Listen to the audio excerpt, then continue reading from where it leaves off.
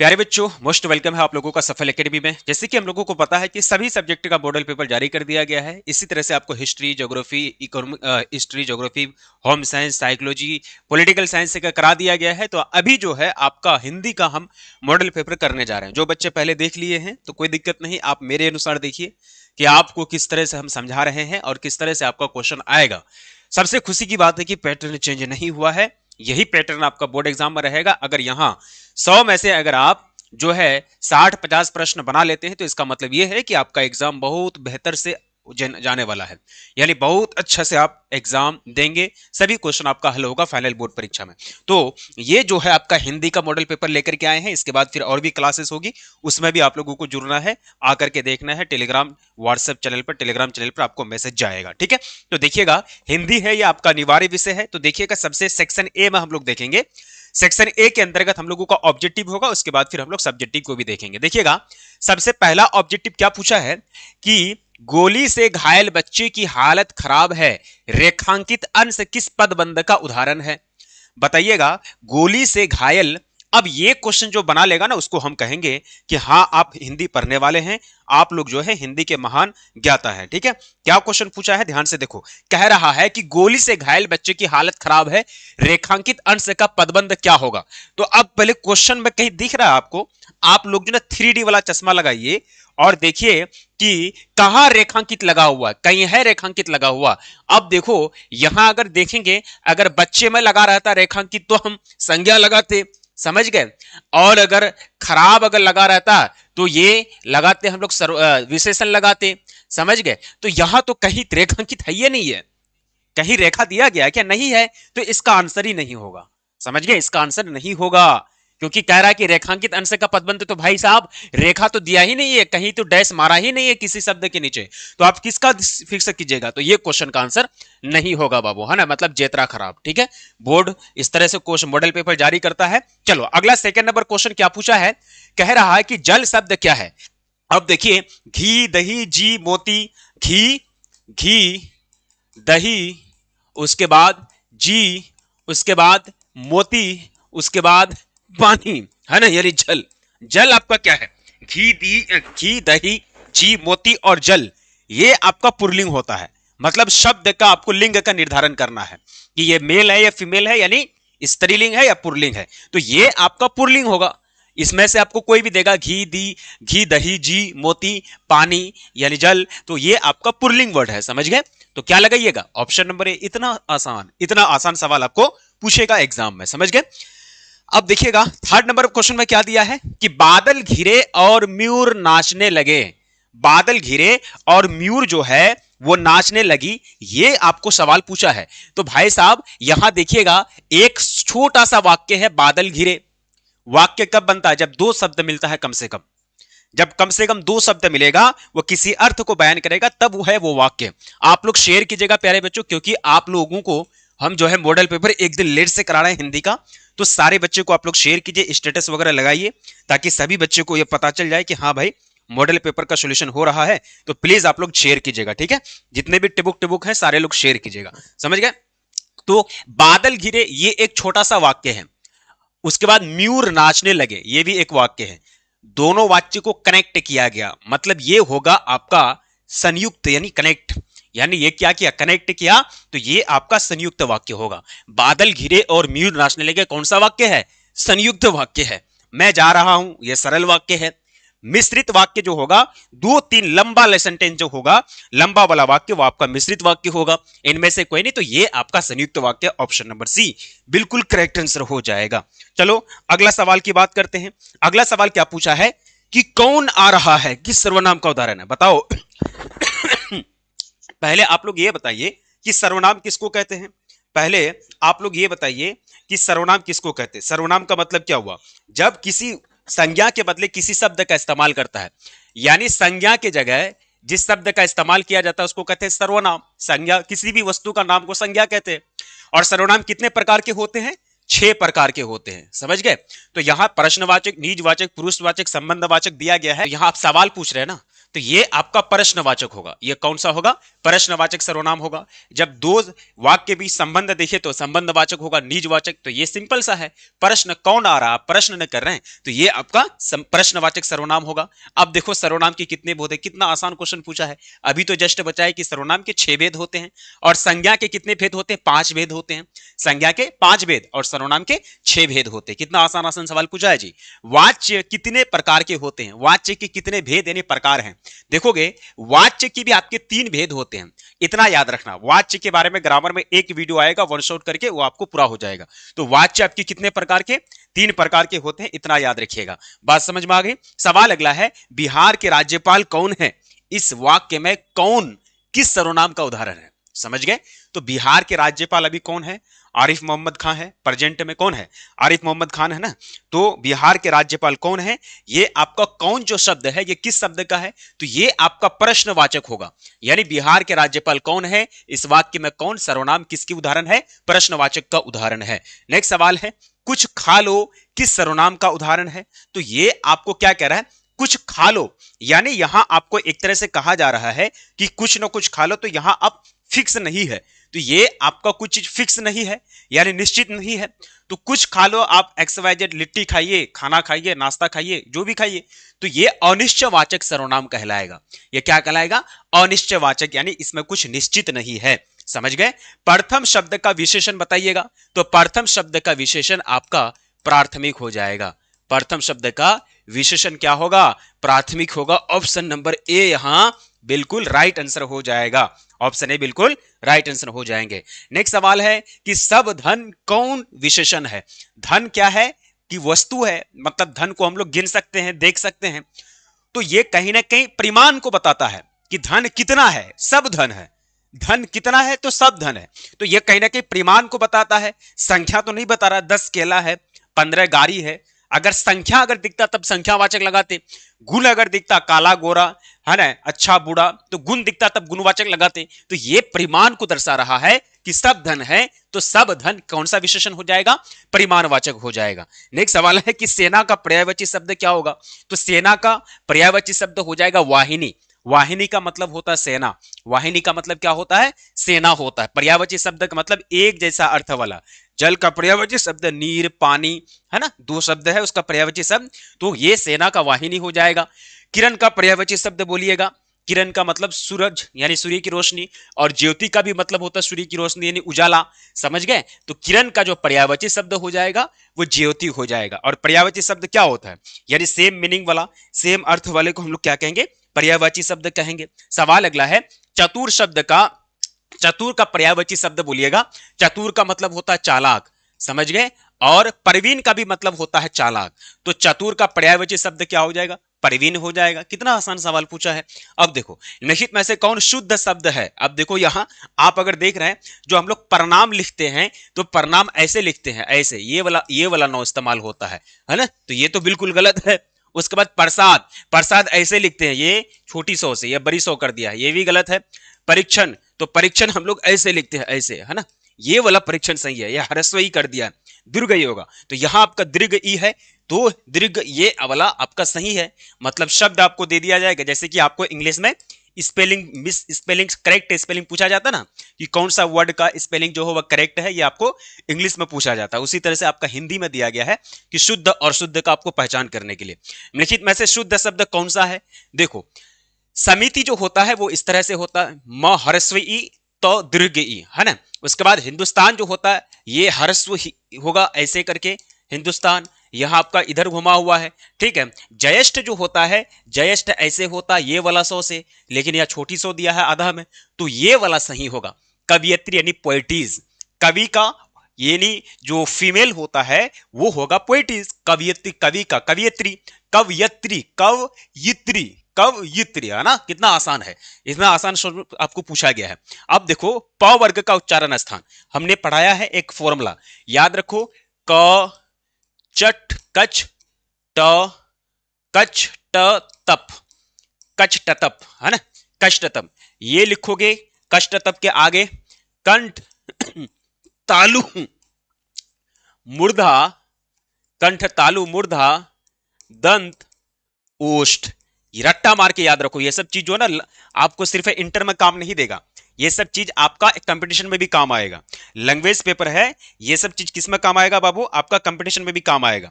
समझ गए? तो आप लोग लाइक नहीं किए हो यार सेशन को, क्या बात है, आप लोग लाइक कर दो यार, इतना दिल से पढ़ा रहे हैं तो लाइक कर दो, लाइक तो करना बनता है भाई, है ना। लाइक नहीं करते हो ना मजा नहीं आता यार, इतना ईमानदारी से पढ़ा रहे हैं।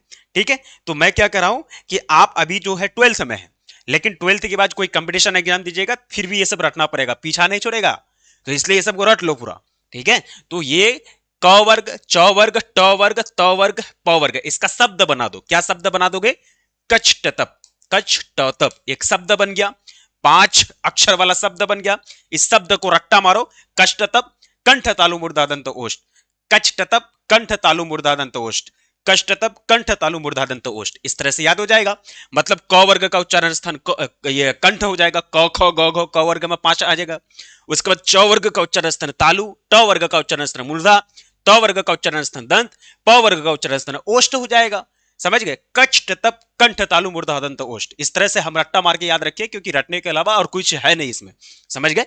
तो अगर नहीं रट के याद रखोगे तो फिर इसमें कोई ट्रिक नहीं है, शॉर्ट ट्रिक नहीं है। तो आपको पूछा है कि प वर्ग का ये वाला वर्ग प फ ब भ म, तो इसका सामने कौन है? ओष्ठ, यहां क्या लगा देंगे? ओष्ठ लगा देंगे। ऑप्शन नंबर सी हो जाएगा। ठीक है, कितना आसान पूछा है, समझ गए? अब देखो अगला सवाल क्या है कि 100 वर्ग का उच्चारण स्थान क्या होगा, तो ये आपका हो जाएगा मूर्धा, है ना। तो 100 वर्ग का उच्चारण स्थान मूर्धा हो जाएगा। नेक्स्ट सवाल है दिनेश पढ़ रहा है, ये वाक्य किस काल से संबंधित है?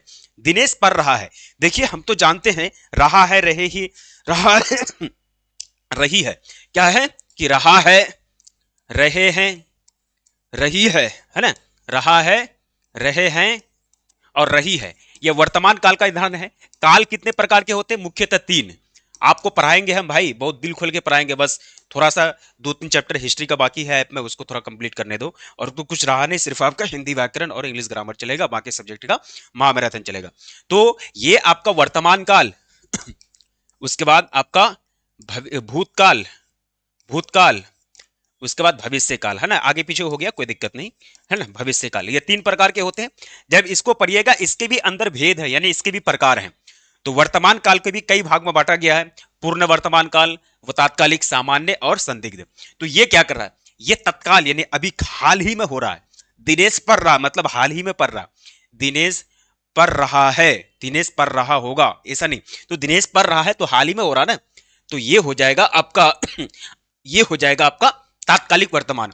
दिनेश पढ़ लिया, दिनेश अभी ही वर्तमान में पढ़ लिया, तो वो हो जाएगा पूर्ण वर्तमान काल, है ना। संदिग्ध वर्तमान, दिनेश पढ़ रहा होगा, अभी हम बोल रहे हैं ना, दिनेश अभी पढ़ रहा होगा, तो ये हो जाएगा संदिग्ध वर्तमान। समझ गए? पढ़ रहा होगा, संदिग्ध का मतलब शक, रहा होगा ये कंफर्म नहीं बोल रहे, पढ़ भी रहा होगा या भी हो सकता नहीं भी पढ़ रहा होगा, तो ये संदिग्ध वर्तमान हो जाएगा। सामान्य वर्तमान, सामान्य वर्तमान वो जा रहा है, वो जा रहा है, ये सामान्य वर्तमान है। ठीक है, तो ये आपका दिनेश पढ़ रहा है, तो ये तात्कालिक वर्तमान हो जाएगा। अब देखो कृपणता किस संज्ञा का उदाहरण है? तो कृपणता, देखो कृपा, कृपा का मतलब होता है भाई भला कर दो, और कृपण, कृपा से ही आपका कृपणता निकला है, तो ये कहीं ना कहीं दिल के अंदर की भाव को दिखाता है। समझ गए? तो ये आपका क्या हो जाएगा? भाववाचक हो जाएगा। समझ गए? संज्ञा के कितने प्रकार होते हैं? 5 प्रकार, जातिवाचक, व्यक्तिवाचक, समूहवाचक, भाववाचक, और एक हो जाएगा आपका मतलब जातिवाचक, व्यक्तिवाचक, संज्ञावाचक और भाववाचक, और एक वस्तु यानी परिमाणवाचक हो जाएगा। ठीक है, परिमाण यानी वस्तु जिसको मापते हैं, जिसमें वस्तु को गिना जाता है, भूल रहे हम भी। जाति, व्यक्तिवाचक, समूहवाचक, भाववाचक, और एक हो जाएगा द्रव्यवाचक, है ना, यानी द्रव्यवाचक। 5 को प्रकार है। ठीक है, तो इतना याद रखना, इतना सिंपल आसान है। समझ गए? अब देखो अगला जो है, आलोक पर कर खेलने गया, यह किस क्रिया का उदाहरण है? आलोक पढ़ कर खेलने गया समझ गए?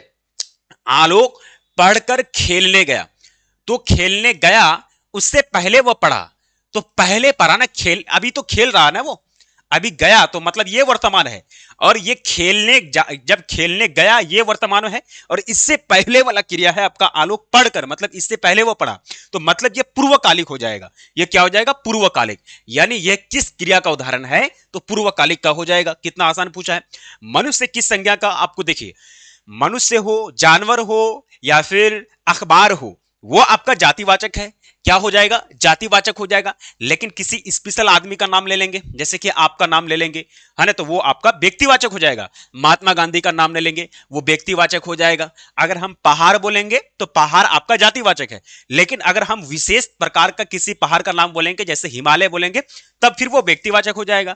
अगर हम बोलेंगे जानवर, तो जानवर शब्द जो है, ये जो जानवर शब्द है, ये जानवर शब्द क्या हो जाएगा, जातिवाचक। लेकिन जानवर में हम गाय बोल देंगे तो गाय क्या हो जाएगा, फिर व्यक्तिवाचक हो जाएगा। समझ गए? तो ये इस तरह से आपका होता है आपका संज्ञा। इतना अच्छा से हम बताएंगे ना, बहुत मजा आएगा पढ़ने में। ठीक है, एक ही वीडियो आएगा, एक या दो संज्ञा का, मजा आएगा एकदम। एक ही दो वीडियो में पूरा एकदम कंप्लीट करा देंगे। समझ गए? अब देखो अगला है रसोई घर शब्द कौन सा है। रसोई घर की बात करेंगे तो ये आपका कौन सा शब्द हो जाएगा। 23 नंबर प्रश्न आपको दिया गया है, क्या आंसर दे रहे हैं आप लोग। ठीक है, तो रसोई घर की बात करें तो समास आपको पूछा है, तो समास ये आपका तत्पुरुष समास होगा, इतना याद रखना सिर्फ, है ना। समास के बारे में थोड़ा जानकारी आप लोगों को कम होगा क्योंकि आपको उसका वीडियो आया नहीं है। त्रिकोण शब्द कौन सा समास है। देखिए जब यहां यहां संज्ञा मतलब संख्या दिखा रहा है, कितना कोण, 3 कोण। त्रिकोण, इसमें कितना है, 3 कोण है। अरे त्रिभुज नहीं पढ़े हम लोग, इसमें कितना कोण है, 3 कोण है। त्रिकोण शब्द कौन सा समास है, तो भाई साहब आप देखना, जहां भी आपकी संख्या की बात हो, त्रिकोण, चतुर्भुज, पंचभुज, ये एक दो एक्सेप्शन है, उसके बाद जो आपको संख्या दिखे तो वो आपका द्विगु समास होगा। क्या हो जाएगा, द्विगु समास। ऑप्शन नंबर हमारा बी लोक होगा। देशज विदेशज शब्द कौन सा समास है। समास को पहचानने का एक सिंपल ट्रिक है कि देशज और विदेशज, जब भी यहां बीच में एक डैश का वर्ग, ये जो है इसका नाम है, इसका नाम कमेंट सेक्शन में आप लोग बताइए अगर पता होगा किसी को। तो दो शब्द को जब भी जोड़ने वाला एक बीच में हाइफन हो, दो शब्द को बीच में जोड़ने वाला बीच में हाइफन हो, लकीर हो, तो ऐसे शब्द जो होते हैं वो क्या होते हैं, द्विंदव होते हैं, द्विंदव समास। तो देशज विदेशज, उसके बाद लिखेंगे माता पिता, यहां ऐसे डैश दे दिए बीच में ना, एक वो बीच में लकीर दे दिए छोटा, उसके बाद लिखेंगे यहां हम लोग फिर क्या लिखेंगे, दिन रात, यहां बीच में डैश आ गया ना, तो ये वाला डैश से पहचान जाओगे। जब ये वाला डैश आपको दिखेगा तो आप पक्का समझ जाओ कि वो क्या है, द्विंदव समास है। तो क्या लगाइएगा, द्विंदव समास लगाइएगा। लिखित में से कौन शुद्ध वाक्य है, व्याकरण के अनुसार कौन सा। अब देखो अब शुद्ध वाक्य को कैसे पहचानोगे, बात समझ में आ गई।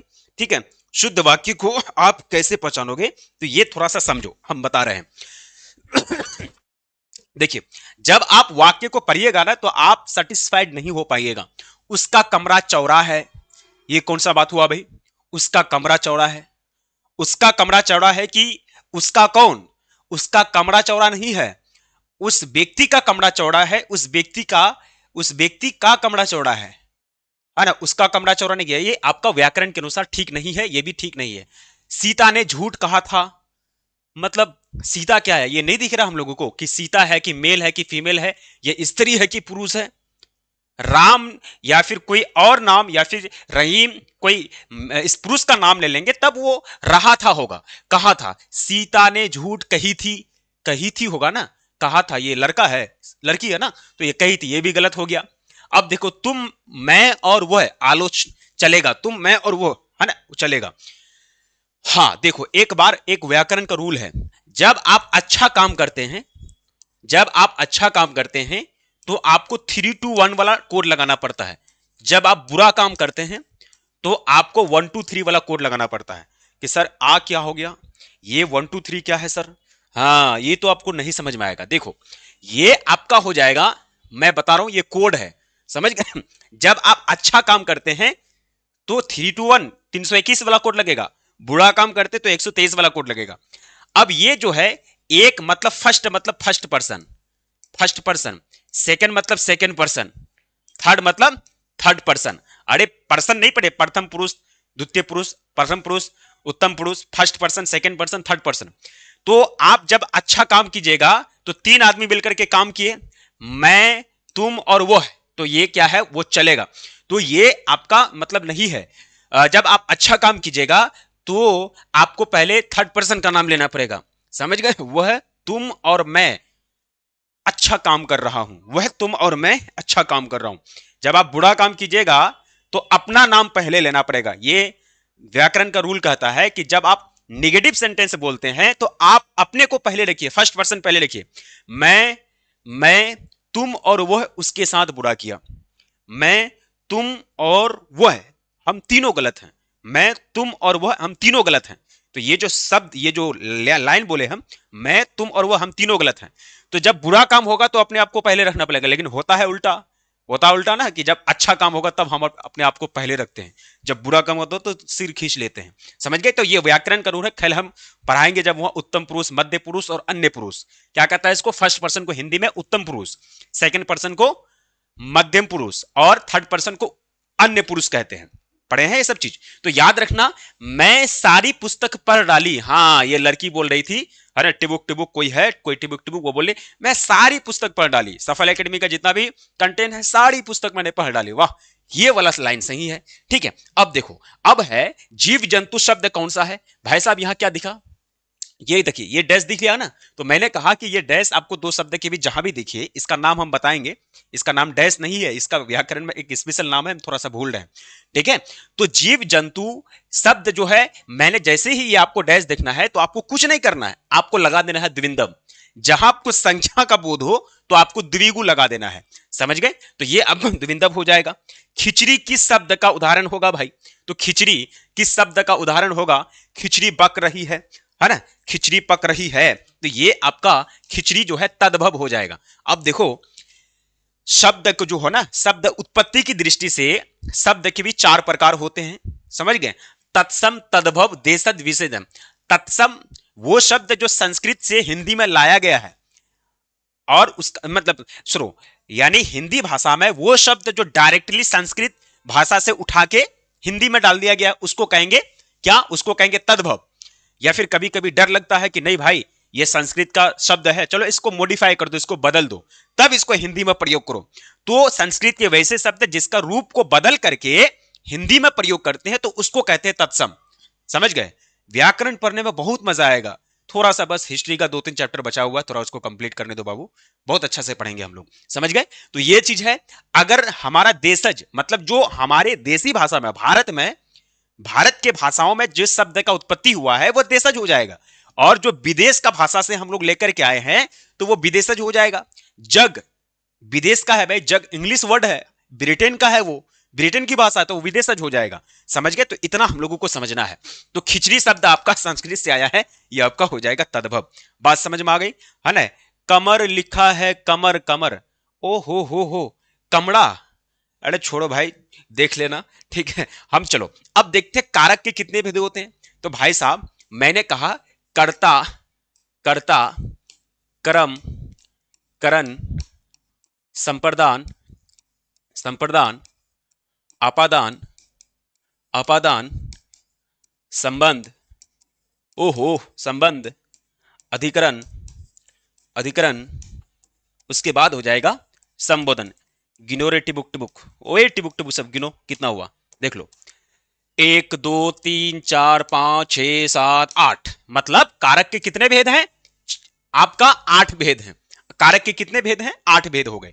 तो याद रखना, कर्ता, कर्म, करण, संप्रदान, अपादान, संबंध, अधिकरण, संबोधन, ये कारक के 8 भेद है। सिंपल सवाल पूछा गया था। अब इसके चिन्ह भी, पदबंध इसके चिन्ह भी, कर्ता ने कर्म को करण से, संप्रदान के लिए, अपादान से, संबंध काके की, अधिकरण हा, अधिकरण में पर, संबोधन हे, अरे, है ना? तो ये आपका चिन्ह है। समझ गए? अब देखो अगला सवाल है, आंखों से देखा किस कारक का उदाहरण है? किससे? से, करण से, करण से। मैंने चम्मच से घी निकाला, से मतलब से, तो चम्मच क्या हो जाएगा? वो आपका हो जाएगा करण। समझ गए? तो आंखों से मतलब ये करण कारक है। समझ गए? एक पंथ दो काज, एक पंथ दो काज, जैसे कि आप लोग अभी कर रहे हैं, हम अभी कमेंट बॉक्स देख नहीं रहे हैं, आप लोग कर रहे हैं ना। एक पंथ दो काज मतलब हुआ एक साथ दो काम करना, है ना? हम लोग मार्केट पढ़ने के लिए जाते हैं कि क्या करने के लिए जाते हैं बताओ? कि हमको दिया घर में 10 रुपया दिया, ठीक है, हमको बोला कि जाओ बिस्किट लेकर के आओ, 10 रुपया का बिस्किट लेके आओ। अब वहां जो है, अब हमको 2 चीज लेना है, 5 रुपया का एगो अंडा ले लिए, 5 रुपया का बिस्कुट ले लिए। मतलब एक पंथ दो काज ये नहीं होगा, लेकिन एक निशाने से, एक तीर से, मतलब होता ना कि एक तीर से दो काम, वो हो जाएगा एक पंथ दो काज। सवाल अगला है, पेड़ से पत्ता गिरता है किस कारक का? अब ये से है, यहां अपादान होगा, मतलब जब किसी से आप क्रिया कर रहे हैं, किसी के द्वारा आप क्रिया कर रहे हैं, तो वो आपका से होगा, यानी करण से, करण से। करनी, करनी जो होता है ना, जैसे कि वो राजमिस्त्री घर बनाता है तो सीमेंट जो लगाता है तो उसको कहते हैं करनी। करनी कहते हैं, वो जो हाथ में लेके चलता है राजमिस्त्री, करनी कहते हैं उसको, समझ गए आप लोग की भाषा में जो क्या कहता है। तो वो किससे कर रहा है काम, करनी से, है ना। तो वो का जैसे कि हम यहाँ कलम से, ये आपका करण वाला कारक होगा। जब जुदा हो रहा है, दूर हो रहा है, मतलब दूर जा रहा है, यानी संबंध टूट रहा है, तब वो आपादान होगा। तो पेड़ से पत्ता गिर रहा है, ये आपका आपादान कारक होगा। समझे टिबुक टिबुक, है ना। इतना आप लोगों को समझना है। सवाल अगला है, राम ने कहा होगा। भाई साहब, राम ने कहा होगा, ये तो पता ही नहीं चल रहा है कि ये फिक्स है कि निश्चित है कि अनिश्चित है। तो ये क्या होगा, संदेह लग रहा है। ये कौन सा वाचक है, कौन सा वाक्य है, तो ये संदेहवाचक वाक्य हो जाएगा, वाच्य, है ना। अगला देखो, राष्ट्र शब्द का विशेषण, अरे भाई राष्ट्र शब्द का विशेषण राष्ट्रीय हो जाएगा, भारत शब्द का विशेषण भारतीय हो जाएगा। बात समझ में आ गई। चलो, अच्छाई शब्द कौन सा, ओहो, आप लोगों के अंदर अच्छाई है जी, आप लोगों के अंदर अच्छाई है, वो बताओ टिबुक टिबुक सब, आप लोग के अंदर अच्छाई है कि नहीं, नहीं है ना। अगर अच्छाई होता तो शेयर करते और ईमानदारी से क्लास को करते, है ना। आप लोग के अंदर तो अच्छाई हमको नहीं दिख रहा है, हमको किसी भी हाल में आप लोग के अंदर अच्छाई तो दिख रहा है कि नहीं दिख रहा है। तो आप अच्छाई को किसी को देख, अब दिखाई देता है क्या अच्छाई, नहीं ना। तो ये किसी के अंदर की भाव है, आप देख नहीं सकते, तो ये भाववाचक हो जाएगा। इतना सिंपल सवाल पूछा है, भाववाचक। सवाल अगला है कि मोती शब्द कौन सा संज्ञा है। तो मोती की बात कर रहे हैं। मोती जो होगा, तो मोती एक गो मोती होता है क्या, मोती के साथ बहुत सारी मोतियां होती है ना। तो वो क्या हो जाएगा, मोती आपका पर समूहवाचक हो जाएगा। 36 का बिल्कुल, बहुत अच्छा, वेरी गुड।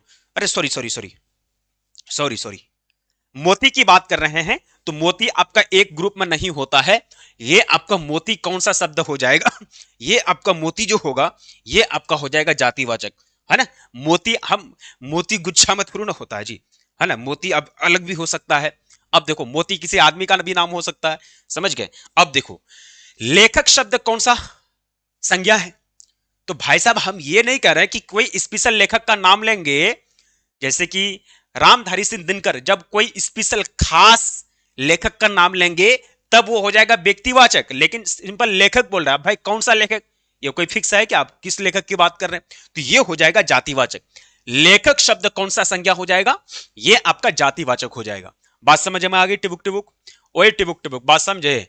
अब देखो अगला है, वैसे शब्द को क्या कहते हैं जो संस्कृत और प्राकृतिक से विकृत होकर हिंदी में आ गए। हाँ, ये तो अभी हम चर्चा किए कि शब्दों की उत्पत्ति की दृष्टिकोण से शब्दों के 4 प्रकार होते हैं। शब्दों की उत्पत्ति की दृष्टिकोण से शब्दों के 4 प्रकार होते हैं, तत्सम, तद्भव, देशज, विशेषण। तो मैंने अभी कहा कि जो संस्कृत की भाषा डायरेक्टली हिंदी में ले लिया गया है, चोरी करके, है ना। अब जो समझो तो उसको हम लोग तद्भव कहेंगे। प्राकृतिक भाषा क्या है, हिंदी का पुराना रूप है, समझ गए। अब ये मलिक मोहम्मद जायसी का जो करबक पढ़े हैं, तो वो प्राकृतिक भाषा में लिखा हुआ है, समझ में आ रहा है। आप लोगों के पास हिंदी किताब होगा तो पलट के देखिए, मलिक मोहम्मद जायसी का जो करबक लिखा गया है, मलिक मोहम्मद जायसी का जन्म हुआ था कब, 1500 को शताब्दी में, समझ गए। तो उस समय हिंदी भाषा कैसी थी, वो प्राकृतिक भाषा में लिखा है, वो समझ गए। तो हिंदी का पुराना रूप है, तो ये आपका तद्भव हो जाएगा। सवाल अगला है, नायक का शब्द का स्त्रीलिंग, ओहो, नायक का मतलब होता है हीरो, और नायिका का मतलब होता है हीरोइन, समझ गए। तो नायक का हो जाएगा नायिका, अभिनेता का अभिनेत्री, समझ गए। नर्तक का नर्तकी, समझ गए, इतना आसान। वृष्टि का अभाव वाक्य खंड के लिए एक शब्द है, तो ये आपका अतिवृष्टि हो नहीं, अनावृष्टि हो जाएगा। ऑप्शन नंबर ए बिल्कुल, अनावृष्टि। सवाल अगला है, लिखित में से कौन विसर्ग संधि का उदाहरण है। हाँ, संधि पढ़िएगा, 3 प्रकार के मुख्यतः हम लोग संधि पढ़ेंगे, है ना, 3 प्रकार के। तो ये आपका यशोधरा हो जाएगा, है ना, ऑप्शन नंबर डी हो जाएगा। चतुर्भुज कौन सा समास है, चतुर्भुज कौन सा समास है, 42 नंबर बोलिएगा। तो चतुर्भुज जो होगा भाई, तो ये आपका हो जाएगा, ये आपका हो जाएगा बहुब्रीहि समास। कर्तव्य में कौन सा प्रत्यय है, तो प्रत्यय बाद में, उपसर्ग पहले, तो ये हो जाएगा व्यय, ये आपका प्रत्यय हो जाएगा। शब्दों के बाद जो अक्षर या समूह, अक्षर समूह लगाया जाता है उसे क्या कहते हैं, प्रत्यय कहते हैं। उसे हम लोग प्रत्यय कहते हैं। जो पहले लगता है उसको उपसर्ग कहते हैं, जो बाद में लगता है उसको हम लोग प्रत्यय कहते हैं। बात समझ में आ गई। अगला है, फल फूल शब्द में कौन सा समास है।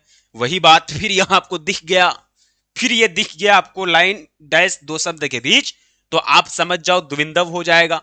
अव्यागत शब्द का संधि विच्छेद, अव्यागत शब्द का संधि विच्छेद कीजिएगा। 46 नंबर क्वेश्चन पूछा है। चलिए इसका आंसर आप लोग दीजिएगा बिल्कुल अच्छा तरीके से। 46 नंबर क्वेश्चन का आंसर आप लोग दीजिएगा। तो ये अभी जो आगत बराबर हो जाएगा अभियागत। उपवन में कौन सा उपसर्ग है, तो उपवन में कौन सा उपसर्ग हो जाएगा। 47 नंबर क्वेश्चन को पूछा है।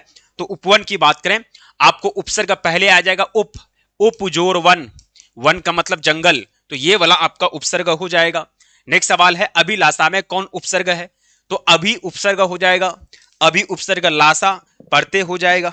Option number C, option C बिल्कुल राइट आंसर हो जाएगा। भाई साहब जो भी एक क्वेश्चन अगर लग रहा है कि हमको नहीं सर इसका ए नहीं इसका बी होगा, तो अभी क्लास अभी चल ही रही है, तब लास्ट में आप लोगों से पूछेंगे भी कि बताओ यहाँ कोई आपको लग रहा है कि इसका ए नहीं बी होगा, बी नहीं सी नहीं डी, है ना। तो आप लोग से पूछेंगे, थोड़ा धैर्य रखो भाई, हमको भी थोड़ा सा गलती करने दो, ठीक है, हमसे भी गलती होगा, है ना।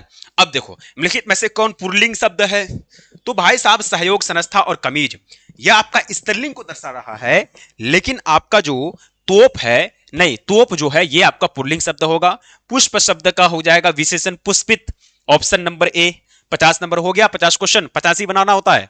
वो टिबुक टिबुक सब कितना बनाना है एग्जाम में जाकर के, टिबुक टिबुक बताओ कितना बनाना है एग्जाम में जाकर के, बोल कालिया कितना बनाना है, वही 50 ही बनाना है, समझ गए। 60 को बना दोगे तो शुरुआत के जो हो ना वो 50 को गिन लेगा।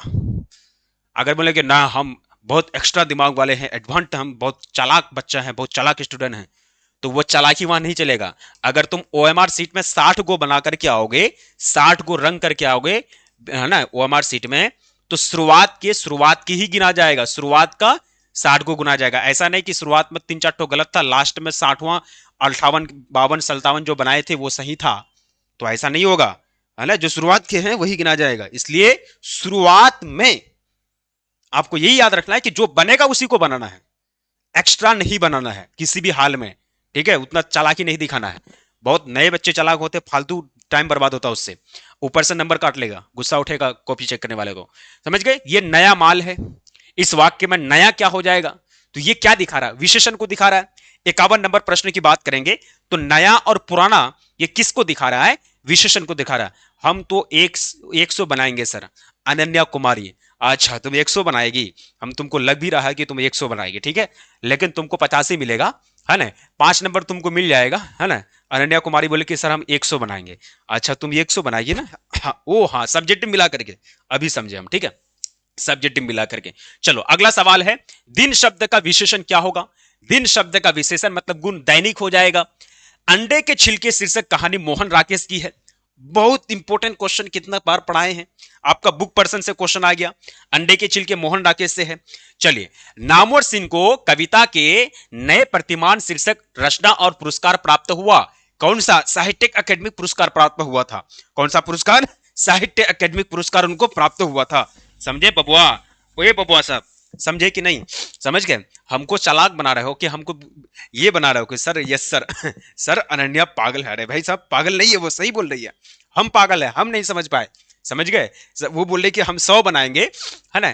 कमर को, कमर कहाँ है, ये कौन बच्ची है जो हम एक ही कमेंट बार बार कर रही है, बोल रही कि कमर खा, अच्छा चलो उस इधर का कमेंट मत करो, ध्यान से देखो। कह रहा है कि दलित साहित्य का सौंदर्य शास्त्र, दलित साहित्य का सौंदर्य शास्त्र का किस विधा से रचना है, तो यह आलोचना से है। दलित साहित्य का सौंदर्य शास्त्र किस विधा की रचना है, तो आलोचना, ऑप्शन नंबर बी। ओए टिबुक टिबुक, ऑप्शन नंबर बी हो जाएगा, ऑप्शन बी हमारा राइट आंसर हो जाएगा। सवाल अगला है, विनय पत्रिका शीर्षक रचना किसकी है, तुलसीदास की है भाई, तुलसीदास की है। अगला देखिएगा, अष्टयाम शीर्षक ग्रंथ की भाषा क्या है, अष्टयाम शीर्षक ग्रंथ की भाषा क्या है, ये आप लोगों को पूछा है, तो ये ब्रज भाषा में लिखा गया है। कवि भूषण के आश्रयदाता शिवाजी थे, शिवाजी, छत्रपति शिवाजी, छत्रपति शिवाजी, समझ गए, छत्रपति इनको मिला था टैग। बोलने से मनुष्य के रूप का साक्षात्कार होता है, ये कथन किस पाठ से संबंधित है, ओहो कितना बार पढ़ाए हैं, याद कीजिए बालकृष्ण भट्ट का वो चैप्टर जिसको हम लोग बातचीत कहते हैं, कि बोलने से ही आदमी के रूप का साक्षात्कार होता है। एक प्रश्न भी आपको नहीं पूछा है बुक प्रश्न का, जितना भी आपको नोट्स दिए हैं, एक प्रश्न भी उससे बाहर नहीं पूछा है। इसलिए आप लोगों से हम विनम्र निवेदन करना चाहेंगे कि ऐप में जो भी बच्चे ज्वाइन नहीं हुए हो, ज्वाइन हो जाओ। इस नंबर पे व्हाट्सएप में मैसेज या कॉल करना है, 9263 24692। इस नंबर पे कॉल या मैसेज करना। व्हाट्सएप में आपको पीडीएफ नोट्स लेना है और उसको पढ़ना है। क्रैश कोर्स में जितनी भी चीज दी गई है उसको पढ़ना है। क्रैश कोर्स का मात्र प्राइस 299 है, बहुत बड़ी प्राइस नहीं है, सारा सब्जेक्ट उसमें मिल जाएगा आपको। ऐप को डाउनलोड कीजिएगा, सफल एकेडमी ऐप को आपको डाउनलोड करना है। आपको कैसे डाउनलोड करना है? सर आता ही नहीं है। कैसे नहीं आता है? गूगल तो जानते हो, प्ले स्टोर तो जानते हो, टिबुक टिबुक जो टिकटॉक डाउनलोड करते हो, फोटो एडिटर यानी है ना, जो पाउडर लगाने वाला जो ऐप होता है चेहरा में, तो उसको भी डाउनलोड करना जानते हो ना। तो वो जो है आपको प्ले स्टोर या गूगल में जाके सफल एकेडमी सर्च करोगे तो चैनल का लोगो है, उसी तरह से ऐप आएगा, उसको डाउनलोड करना है। डाउनलोड करके अपना नाम और अपना फोन नंबर डाल के रजिस्टर करना है और वहां जाकर के फ्री मॉक टेस्ट आपको देना है। साथ ही साथ जो क्रैश कोर्स है उसको ज्वाइन करना है और उसमें जो पीडीएफ नोट्स दिए उसको पढ़ना है और जिसमें लाइव क्लासेस चल रही है उसको अच्छे से देखना है। ठीक है, तो ये चीज आप लोगों को करना है। बात समझ में आ गई? तो ये बोलने से रूप का साक्षात्कार होता है, कहां से पूछा गया है? ये आपका बातचीत से लिया गया है। बात समझे? अगला देखिएगा, गंडक नदी का चर्चा, गंडक नदी का जल तो सदियों से चंचल रहा है, ये कथन किस पाठ से संबंधित है? भाई साहब ओ सदानीरा वाला चैप्टर में है ना, जगदीश चंद्र माथुर जी के द्वारा लिखा गया ओ सदानीरा वाला चैप्टर से आपका लिया गया है। सर जी हम नहीं जानते हैं। नैन्सी क्या बोल रही है? क्यूट नैन्सी, हम नहीं जानते हैं। अच्छा अच्छा, तुम कॉल कर लेना, एक बार बता देगा टीम। समझ गए? रानीखेत नामक स्थान किस शीर्षक पाठ में चर्चा की गई है? 61 में पूछा है। बताओ, रानीखेत नामक जो स्थान है इसकी चर्चा हंसते हुए मेरा अकेलापन में किया गया है। बंधी हुई मुट्ठियों का संबंध किस पाठ से, पठित पाठ से है? बंधी हुई मुट्ठियों का संबंध किस पठित पाठ से है? बताइएगा, ओए होए बताइएगा आप लोग, बंधी हुई पठित चार का चर्चा किस पाठ में है? तो ये आपका पुत्र वियोग, समझ गए? पुत्र वियोग, पुत्र वियोग, अधिनायक, उषा या फिर जन जन का चेहरा। तो ये जो है ये वाला पार्ट ये आपका अधिनायक में किया गया है। खिलौना शब्द किस कविता से संबंधित है? ओहो, सुभद्रा कुमारी चौहान का जो बच्चा था है ना, उनका मर गया था, वो कहता ना कि छिन गया खिलौना मेरा, पुत्र वियोग, सुभद्रा कुमारी चौहान का। तो पुत्र वियोग से आपका खिलौना शब्द संबंधित है। निम्नलिखित में से कौन कामायनी महाकाव्य का पात्र नहीं है? तो कामायनी महाकाव्य आप जाइएगा, पात्र है ना, तो मनु, श्रद्धा और ईरा है, लेकिन सतपुरा नहीं है, शत्रुपा नहीं है। हिंदी कहानी के विकास में मील का पत्थर कौन कहानी मानी जाती है? हिंदी कहानी के विकास में मील का पत्थर कौन सी कहानी मानी जाती है? ये आपका उसने कहा था कहानी। ऑप्शन नंबर हमारा ए लोग हो जाएगा। सवाल अगला है, गैंग्रीन का उल्लेख किस रोग में किस में किया गया? अरे भाई साहब, रोज कहानी में जिसके लेखक है अगेजी, उसमें नहीं बताया गया है? अगेजी मालती का भाई है ना, तो मालती के जो पति है महेश्वर, वो किसका डॉक्टर होते हैं? गैंग्रीन का। गैंग्रीन जो है कहीं कट फट जाता है उसी को गैंग्रीन कहते हैं, समझ गए? तो रोज कहानी का पहला नाम क्या था? गैंग्रीन था, लेकिन बाद में उस कहानी का नाम बदल के रोज कर दिया गया। इसके लेखक कौन है? आपके अगेजी हो जाएंगे, सच्चिदानंद हीरानंद वात्स्यायन अगेजी।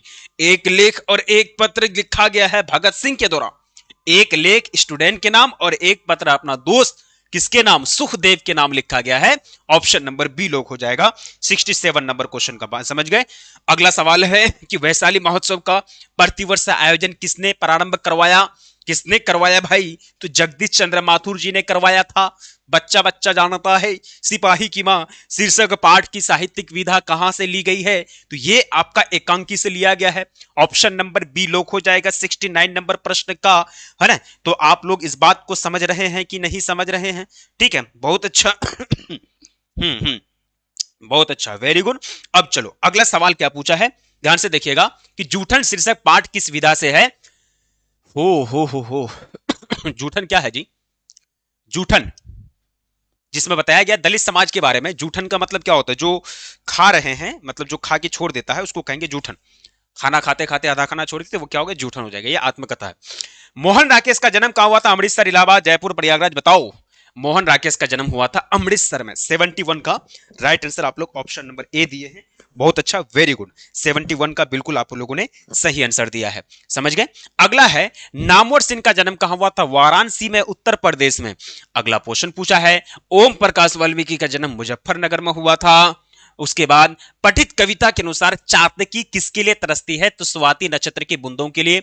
ऑप्शन नंबर हमारा ए लोग हो जाएगा। रघुवीर साय का जन्म लखनऊ में हुआ था। कवि शमशेर बहादुर सिंह ने गतिशील बिंबों के द्वारा किसका चित्रण किया है? रजनी, तो उषा का चित्रण किया है 76 का, यानी उसमें उषा के बारे में वो बताए गए हैं। ठीक है, अगला है मोहन राकेश की माता का नाम क्या हो जाएगा? Bachchan Kaur, option number A हो जाएगा 77 का ऑप्शन नंबर ए बिल्कुल करेक्ट आंसर हो जाएगा। नामवर सिंह के पिता का नाम क्या हो जाएगा? नागर सिंह, ऑप्शन नागेश्वर सिंह, नागर सिंह, रामनर, अरे भूल रहे हैं आप लोग, क्या बता रहा हूं, क्या बता रहे हो आप लोग? बिल्कुल हाँ, तो ये हो जाएगा आपका नागर सिंह। कवि मुक्तिबोध ने मानव की आत्मा को क्या माना है?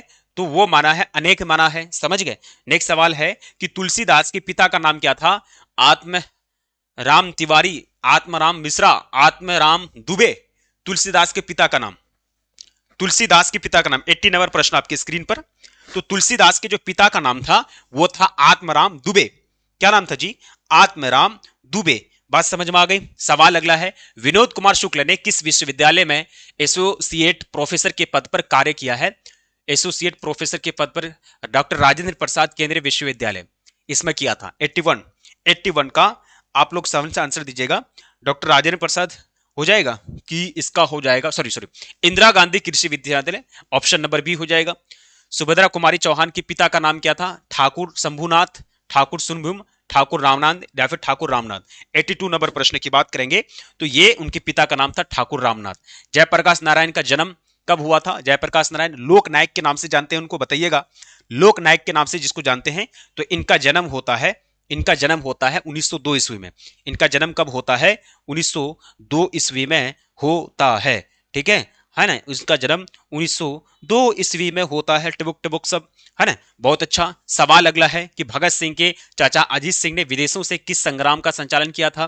तो भगत सिंह के चाचा अजीत सिंह मुक्ति संग्राम, या फिर आपका दिया गया है 84 में मुक्ति संग्राम, तो यही आपका राइट आंसर हो जाएगा। राजा नान्यदेव किस राजवंश से संबंधित है? पाल, या फिर राजा नान्यदेव जो है किस वंश से संबंधित है? जैसे कि मौर्य वंश, मुगल वंश। इसी तरह से राजा नान्यदेव की बात कर रहे हैं। 85 नंबर प्रश्न का आंसर दीजिएगा। बिल्कुल आप लोग सही आंसर दे रहे हैं। ठीक है, तो ये हो जाएगा आपका कर्नाट वंश से, है ना।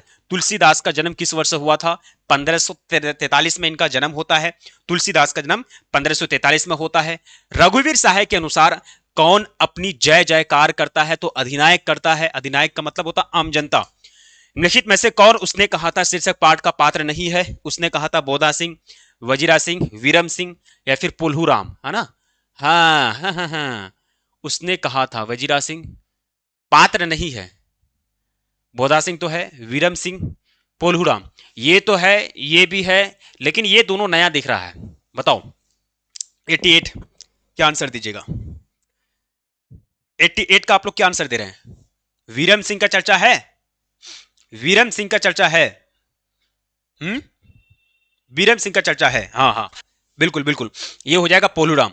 राष्ट्र कवि के रूप में कौन प्रसिद्ध है भाई? 89 नंबर प्रश्न आंसर दीजिएगा। राष्ट्र कवि के रूप में हमारे बिहार के जान मान, है ना, हमारे बिहार के लाल Ramdhari Singh Dinkar, option number A हो जाएगा। रामधारी सिंह दिनकर किस युग के? तो छायावाद उत्तर युग के कवि हो जाएंगे। 90 का हमारा डी हो जाएगा। बिल्कुल बहुत बढ़िया। त्रिछ शीर्षक पाठ किस साहित्यिक विधा से है? त्रिछ जो है, त्रिछ का मतलब होता है जहरीला छिपकली, और ये जो लिया गया है ये आपका कहानी है। ये किस विधा से है? कहानी से संबंधित है, इतना याद रखना। ओ सदानेरा शीर्षक पाठ किस हिंदी साहित्य में किस विधा के अंतर्गत आता है?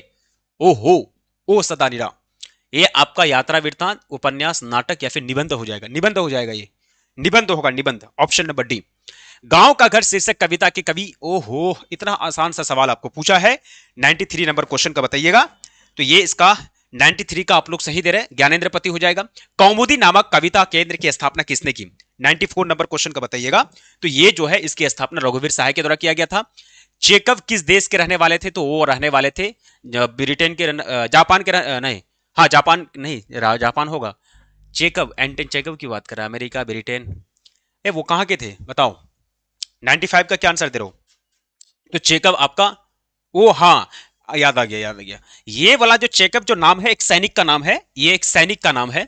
और ये सैनिक जो है कहां से लिया गया है? सिपाही की मां से ये आपका लिया गया है। सिपाही की मां, मानक को मारते मारते उनके घर में नहीं आता है, मानक की जो मां सपना देखती है, तो यही चेकअप हो जाएगा। ये जापान का सैनिक था, और वो मानक को क्या कहता था? वो हंसी कहता था, वो हंसी, ये इनको मारेंगे हम।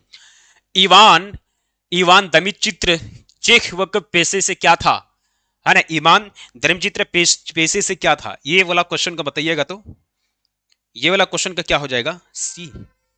हाँ चलो, हाँ चेकअप कहां से था, रूस से था, ठीक है, ये रूस से था, ठीक है। अब देखिएगा, इवान दिमित्री चेकअप पेशे से क्या था, इसको भी आप लोग बताइएगा, हमको याद नहीं है इसका। कौन लेखक कांगो के शिक्षा मंत्री, वित्त मंत्री और प्रधानमंत्री रह चुके हैं 97। कौन लेखक, हेनरी लोपेज हो जाएगा, हेनरी लोपेज, ऑप्शन नंबर ए। वात्सल्य भाव के सर्वश्रेष्ठ कवि, वात्सल्य भाव के सर्वश्रेष्ठ कवि के रूप में जो जाने जाते हैं वो किसको जाने जाते हैं, वात्सल्य भाव के, तो ये सूरदास को, सूरदास 98, बहुत बढ़िया, 98 का ऑप्शन नंबर ए हो जाएगा। कारमेन किस कहानी की पात्र है, कलर्की की मौत, कलर्की की मौत, वहीं से। प्रेम के पीर के कवि, ओहो दिल को सुकून, प्रेम के पीर के कवि, प्रेम के पीर के कवि कौन हो जाएंगे मलिक मोहम्मद जायसी, है ना। कबीर मलिक मोहम्मद जायसी, तो सिर्फ जायसी दिया, ऑप्शन नंबर ए हो जाएगा, ठीक है। तो बताइए आप लोग का कितना बना, आप लोग क्या 100 में, अगर आप 100 में 60 भी बनाए होंगे, 55 भी बनाए होंगे, तो बहुत बहुत बेस्ट से बेस्ट आपकी तैयारी है। 60 या 55 भी बना होगा तो मैं कहूंगा कि आप लोगों की तैयारी बहुत बेस्ट है, बहुत अच्छा तैयारी है, बिल्कुल एकदम बढ़िया से तैयारी करना है। कमेंट सेक्शन में जरूर बताइएगा, आप लोगों को जरूर बोलना है कि यस सर इतना मेरा है ना। तो आप लोग जो है बताइएगा कमेंट सेक्शन में, ठीक है। तो अगला आपकी सब्जेक्टिव या फिर ऑब्जेक्टिव आपका होगा ये आपका मॉडल पेपर का ही, तो अगला क्लास अभी जस्ट होगा आपका 8 बजे, ठीक है। 8 बजे आ जाइएगा, टिपुक टिपुक सब 8 बजे आना है, ठीक।